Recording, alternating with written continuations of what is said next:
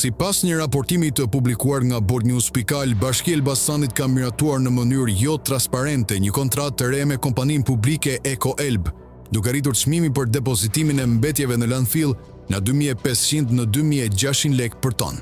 Kjo rritje pritet të rëndojë drejt për drejt mbi financat e bashkive të qarkut dhe rrjedhimisht mbi taksa paguesit.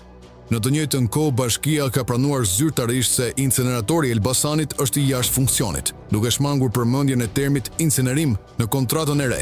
Sipas dokumenteve të siguruara nga Boldnews.al, incineratori ka funksionuar vetëm 30 ditë në vitin 2022 dhe nuk ka operuar as pak në 2024 dhe 2025. Ecoelb, e themeluar në dhjetor të vitit 2021 me administrator Leli Kajën, ka nënshkruar një kontratë simbolike €1 për përdorimin e impjantit të sekuestruar nga SPAK ndaj kompanisë koncesionare Alptec Energy. Sidoqoftë, sipas hetimeve të prokurorisë, ka dyshime serioze për abuzim financiar, përfshirë fyrje të shpenzimeve për paga dhe mungesë të ardhurave nga riciklimi.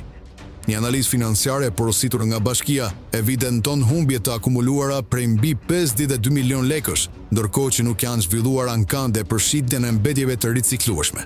Këshilltari e Partisë Demokratike në Këshillin Bashkiak, Bianca Çopja, i tha Boldnews se për 3 vite janë paguar miliona për një shërbim që nuk është ofruar kurrë. Sipas saj, është mashtruar qytetari i Elbasanit.